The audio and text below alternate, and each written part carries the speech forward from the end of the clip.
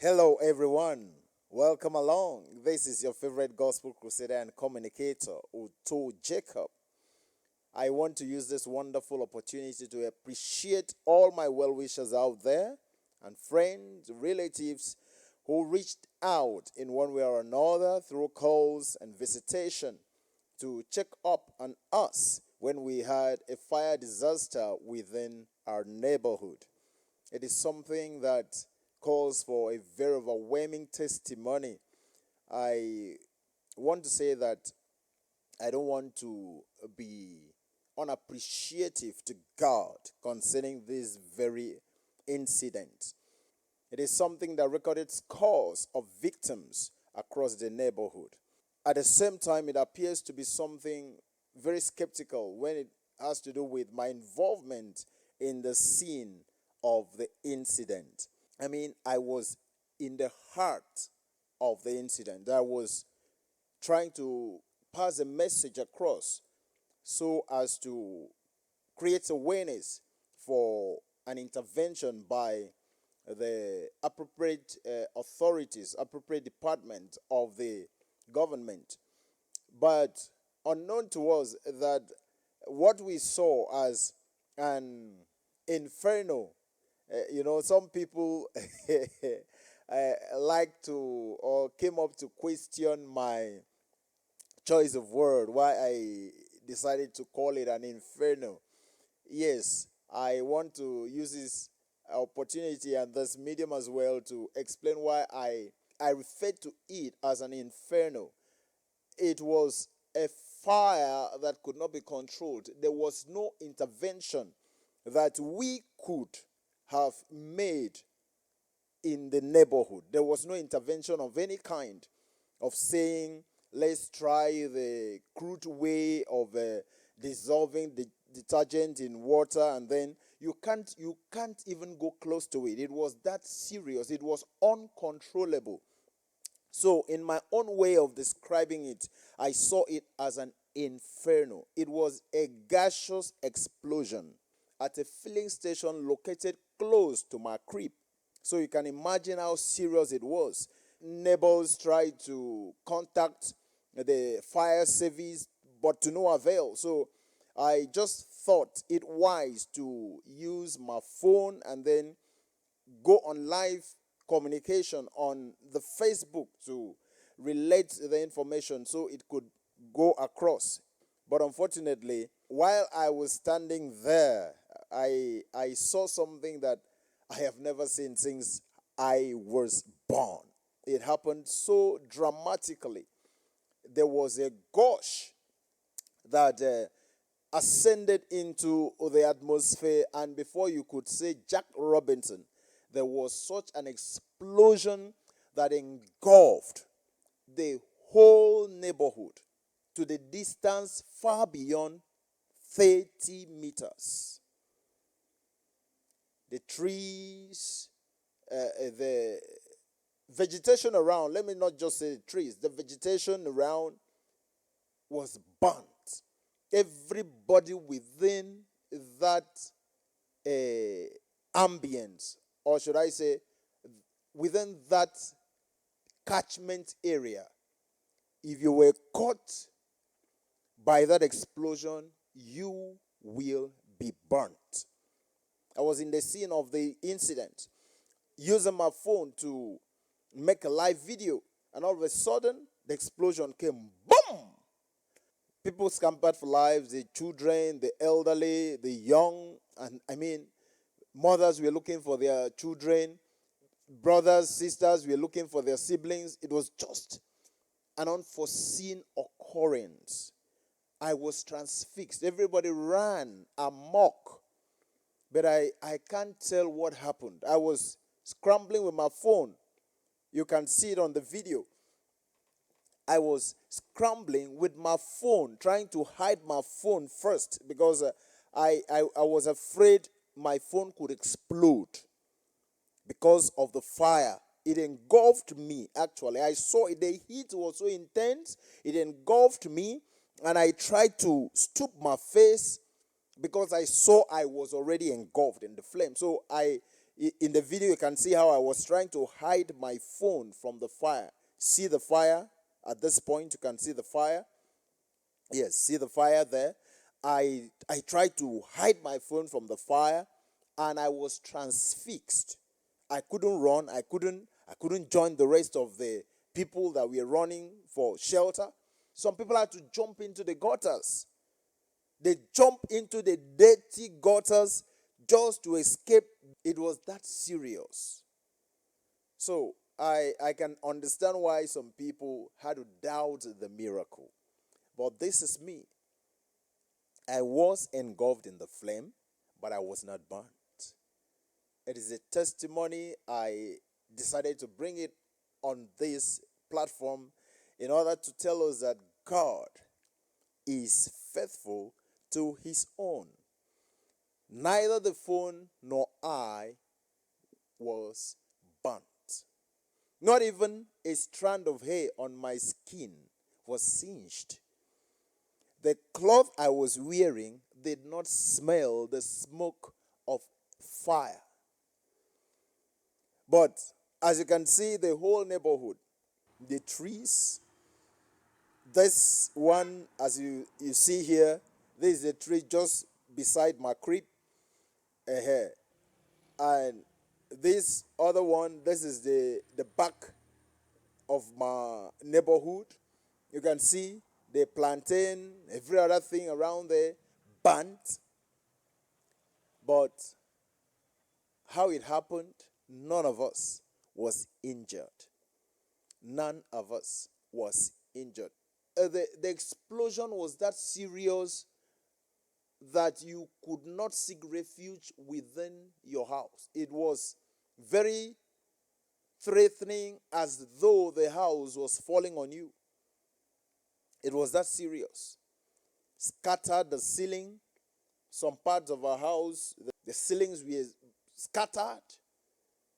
The glass in some parts of the house broken into shreds, to pieces. It was that serious. So when my wife was running out of the house with the baby, lo and behold, the fire was coming right in front of her. So she decided, no, I'm not going that route. She just changed her course. And even at that, when people were being burnt in their numbers, my family was safe. This is to tell you that God, irrespective of whatever you might be going through, has promised that not even a strand of hair on your head shall fall without his consent. They are all numbered.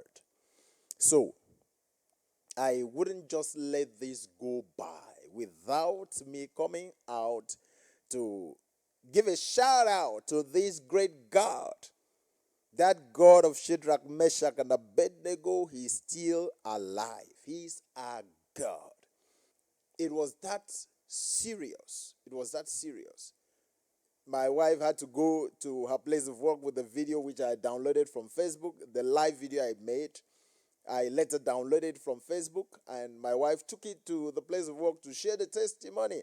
And you could imagine how people, some of our colleagues would be so confounded with that level of miracle, such that they disbelieved it aggressively. They disbelieved it aggressively. The disbelief was so serious that, I decided to come and clear the air. It is not an AI generated video. It is not edited. It is as raw as you can see it on the screen. I was there close to the scene of the incident, very close to the filling station. I was doing a live video on Facebook. You can hear my voice. Now listen to this.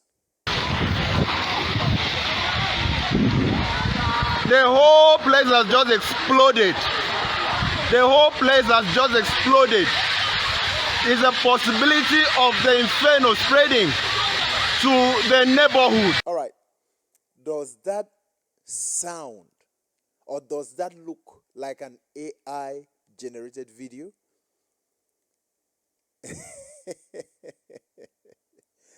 I mean, if you want to analyze the metadata, whatever, however you want to, video, audio multiplexing, whatever device you want to use to analyze the video, you can see I was there. I was there. Scores of people were burnt. The record at the hospital is over 60 victims. Some refused to go to the hospital. That's to tell you that close to 100 victims would have been recorded if all the victims were to be accounted for. It was that serious. But I bless the name of the Lord. He is a faithful God. He is a wonderful God. And another very great miracle, my own father was sitting on the veranda when this thing happened. The fire engulfed everywhere, but he was not burnt. Now, an elderly man, you can imagine, where would he have run to? Where would he have taken refuge? People sustained injuries, but I give God all the glory, I give God all the honor, because he alone deserves all the praise. I will remain indebted to him for this wonderful miracle. And I want to assure you that no matter what you may be going through, you should not give up on God. Do the little you can do in a situation of that nature and leave the race to God. God is always there to glorify himself in any situation. Okay, so that's the little I can say regarding that gaseous explosion at the filling station close to my abode. I want to also use this opportunity to talk about my book, The Pilot's Compass, that has gotten scores of people aroused. This is the pilot's compass. It will guide you to become a spirit-empowered leader.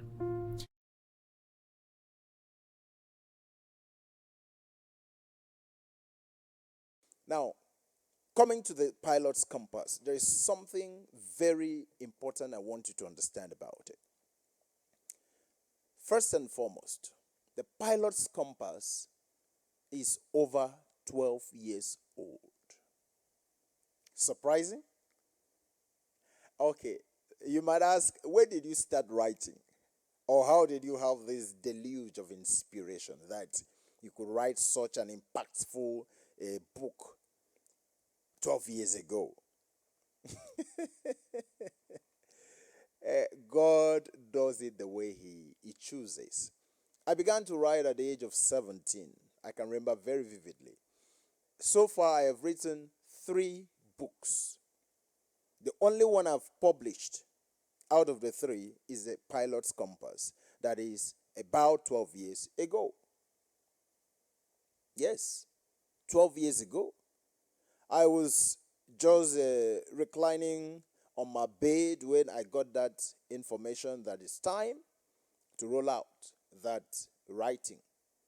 So immediately I got the information. I had to go to my archives, and then I brought it out, and then went through it, and then I published it.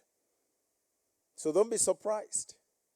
I did not write that book when I had all the sophistications, when I had all the comfort, the luxury, and everything that God has equipped me with today. But then the inspiration came so strongly, and I began to type. And before I realized it, it was something so astounding. And then it became the pilot's compass. I don't want to sound like a religious person or a theologian, but I want you to make good use of that material. You may think it's just about leadership, and then you may abuse yourself of that mindset of leadership because you have not seen yourself in the position of a leader. So I want you to disabuse your mind. of that very conception, you will get to discover that you are a leader in your own capacity. Now, what do you think leadership is all about? Leadership is a continuum. Leadership occurs through a strata, a structure, a formation. You may find yourself at the very lower cadre, and you think, those are the leaders up high up there, and then I am here.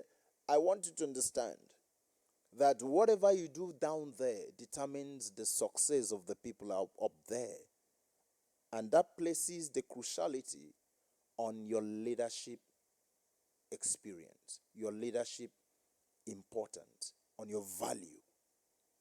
So I want you to pick up the pilot's compass, place an order on Amazon, and within days it's going to be shipped to you. Make it a very necessary material on your library, and I bet you will never regret having a copy of the pilot's compass. Don't forget that we are in the season where Jesus Christ is the reason for the season. That's talking about the Easter. That is just a few days from here. And Easter is a period that is set aside to commemorate the vicarious work, the Paschal sacrifice, the salvific intervention of God through the incarnation of Christ. He walked on this earth for about 33 years, preaching the kingdom of God. Going to the cross was to seal that purpose with his blood. And Easter is set aside to commemorate that event at Calvary, where he sealed it all, where he made an open show of every ordinance, structures, satanic works, age-long decrees, manipulations of all sorts on his cross. He triumphed over them, blotted out the handwriting of those ordinances which were against us, putting them out of the way. That is what Easter means to me. That is what Easter should mean to you. The vicarious work that was done by Christ himself for the salvation of humankind, the sealing of that purpose after he had traversed this hemisphere for 33 good years. And then he crowned it all at the cross of Calvary. And he declared that it is finished, which is to say that this debt has been paid in full, which is to say that this business has been sealed and completed. It is up to you, it is up to me to appropriate of the essence of that vicarious work that was done at Calvary about 2,000 years ago. That was to make you walk on this earth as the vicegerent of God, as a representative of the kingdom of heaven, given an authority to rule, to occupy till his kingdom comes. Disabuse your mind of that thinking that you are just living on this earth as a non-entity. Jesus taught us in the Lord's Prayer one of the cardinal purposes of him coming to initiate the recreation that was vitiated at the Garden of Eden.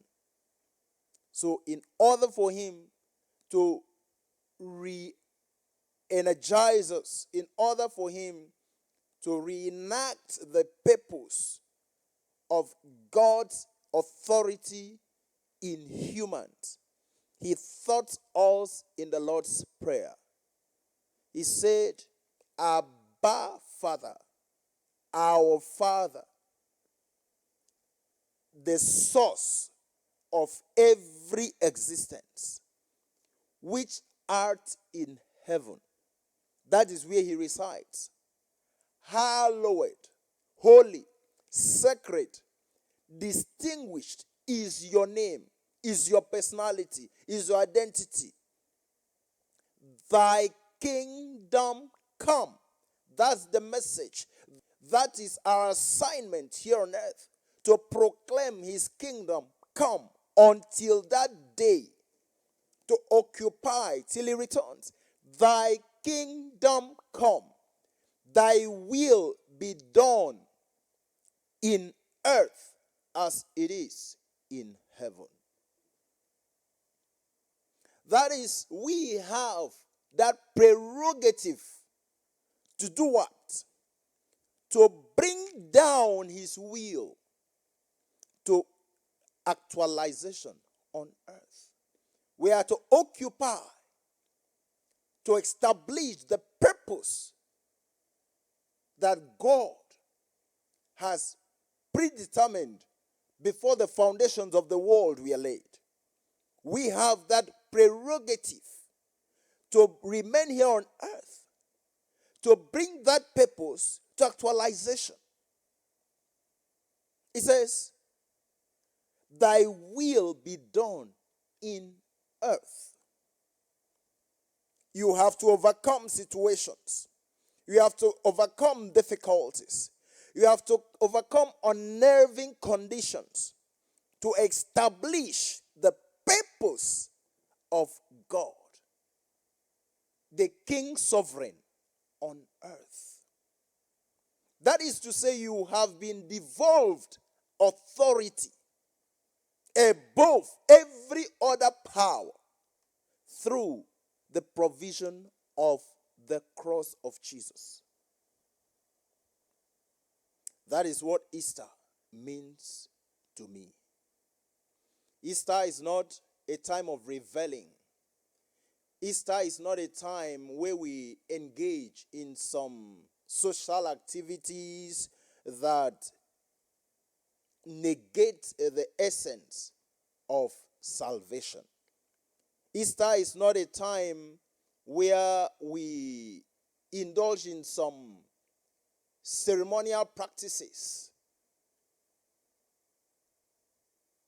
neglecting the main essence of salvation.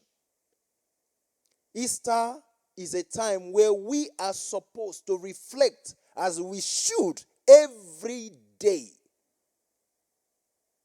that authority that was reclaimed, that finishing work of recreation that was done, that was sealed at the cross of Calvary, for us to know our rightful position, for us to take full responsibility in fulfilling the will of God here on earth.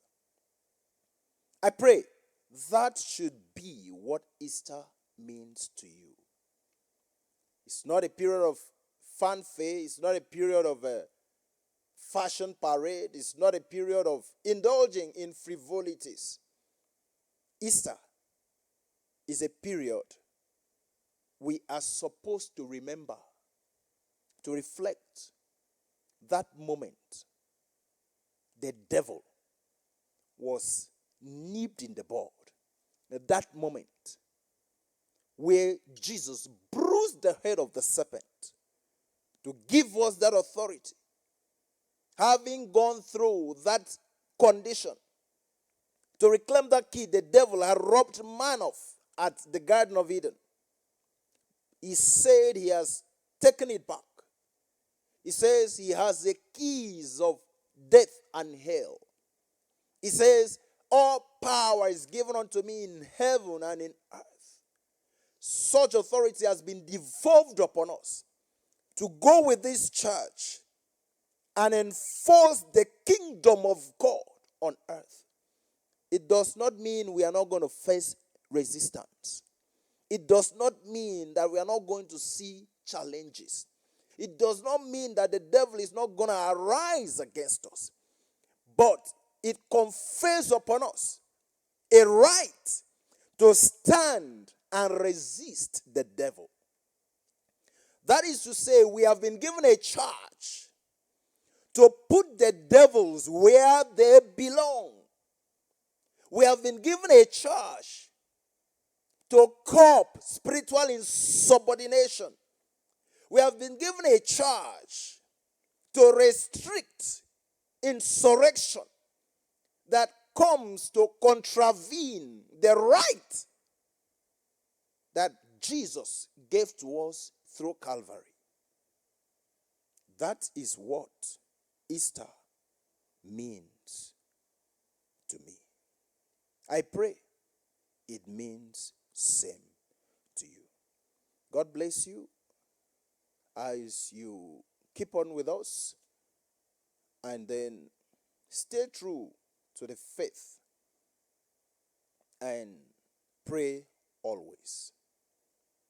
There is no situation whatsoever that shall never bring forth a testimony. Don't look at your situation as being so strange. There is no temptation that has taken any man. But such that is common. Because in that very temptation, God has proffered a solution to that temptation. In that very temptation.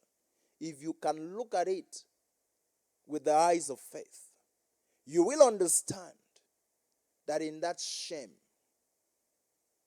there is a fame. If you can look at it very critically, you will understand that in that process, there is a glory.